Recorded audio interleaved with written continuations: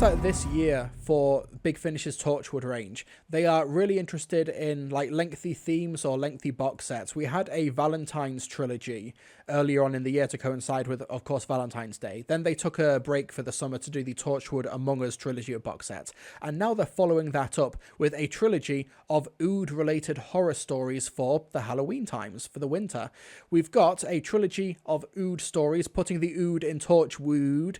Everyone's favourite spaghetti-faced aliens are invading Torchwood's monthly range of audio adventures from Big Finish Productions starting in October 2023. We've got a trilogy of stories with Torchwood Odyssey, Torchwood Oodonit, and Torchwood Oracle. And you may recognise some of these cast members. We've got Claire Rushbrook, Sean Parks, and Ronnie Duty, and these are actors who originally, in the Doctor Who universe, came from the Impossible Planet and the Satan Pit back in 2006 in Series 2 of Doctor Who, starring alongside David Tennant and Billy Piper as the 10th Doctor and Rose Tyler respectively.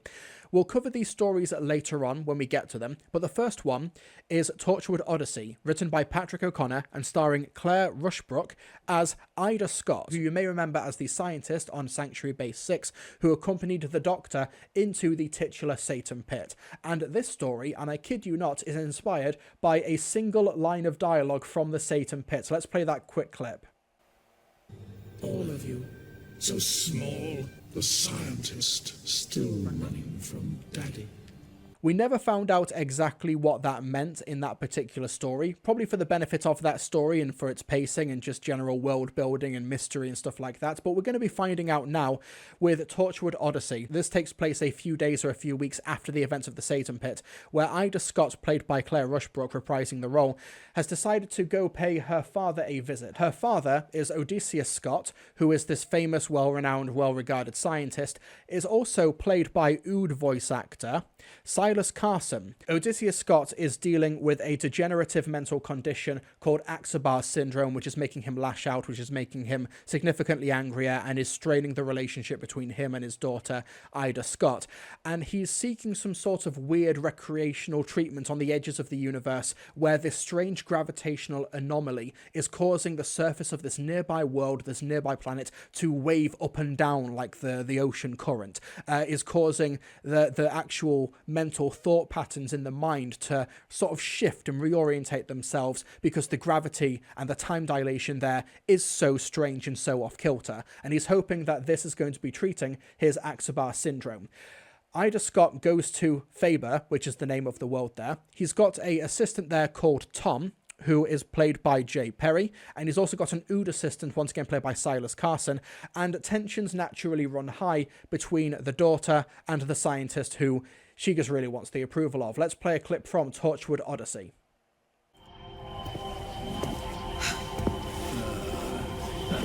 Once more she arrives unannounced.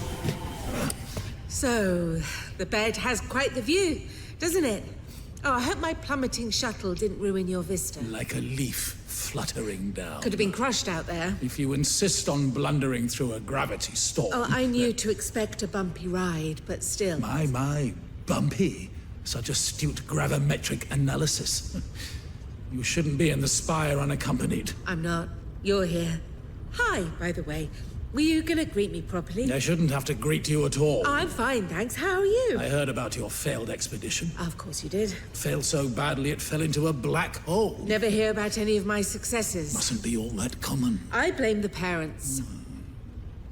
So what are you doing here? I'm lying in a rather large bed being scolded by my daughter. Clinical trials. They just so happen to be running clinical trials. Am I not allowed to get well? You're not getting well like this.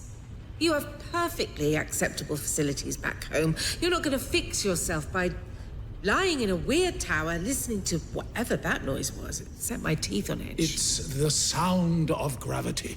It takes you away. Sound of gravity. Listen to you. I wish you would. I'm telling you to leave. For believe me, the sound of Ida is much less restorative. Oh, but the sound of Odysseus Scott is a symphony of delight. So I'm not here to say that, Claire Rushbrook does a terrific job at stepping back into the shoes of this character, because I liked Ida Scott in The Impossible Planet and the Satan Pit, but we didn't really get to see that much of her. It was very much an ensemble cast type of like supporting character situation. She does a really good job here, really endearing you to this really sympathetic and kind of tragic situation where she just wants to try and get the approval of her famous scientist father, who apparently designed the translation balls for the Ood and was the actual original voice of them. I think it's really inspired casting to have Silas Carson play Dr. Odysseus and also the Ood, if you recognize the voices there.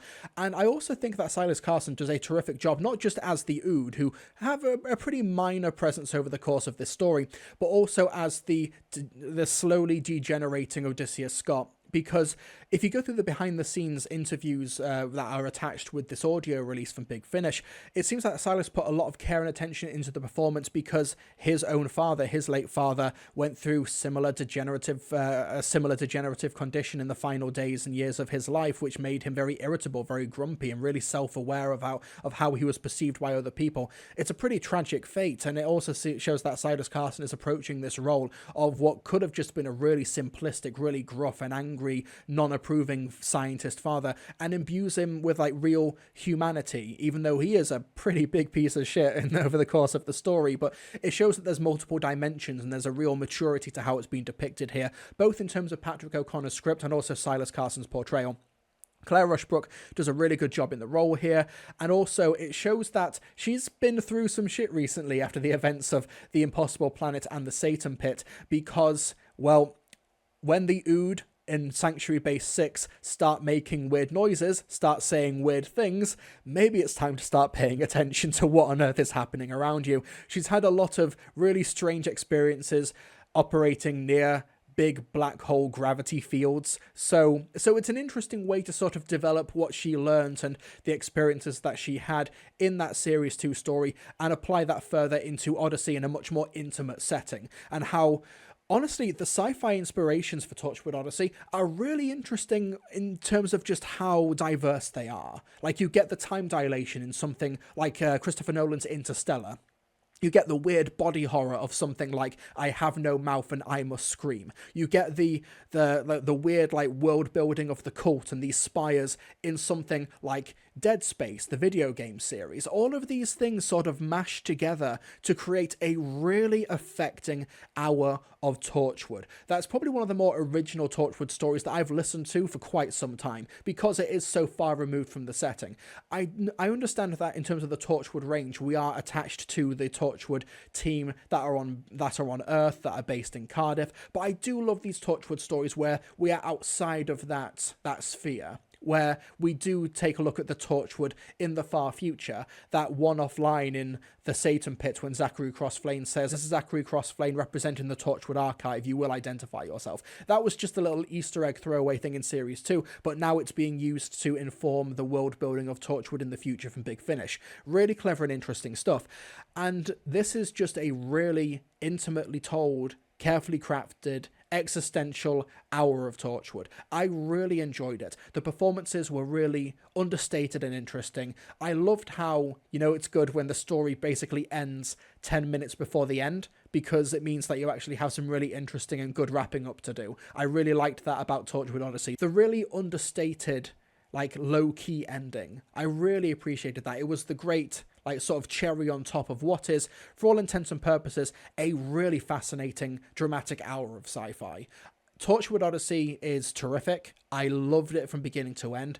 It felt like the closest to just an outright drama, as opposed to just a sci-fi show that had drama elements that I've heard from this range for quite a while. The Ood aren't in it that much. They're on the cover because that's the cool marketable thing, but this is still a two-hander between the Ood actor and Claire Rushbrook and Silas Carson. Silas Carson is really just such a great underrated actor. He was in Star Wars. He's one of the aliens that's from the Jedi Council, the one with the tall head and the beard, but he is a really thoughtful actor, and he approaches the role as would be accustomed with a man of his status. There is another role in this story. It's Tom, played by Jay Perry. Tom, I think it's a little bit of a thankless role. It's definitely a role that's more based in the utility of the story, so that Ida has somebody to exposit to that isn't her father, but it still kind of pays off, and I think that Jay Perry gives a really understated and underrated performance.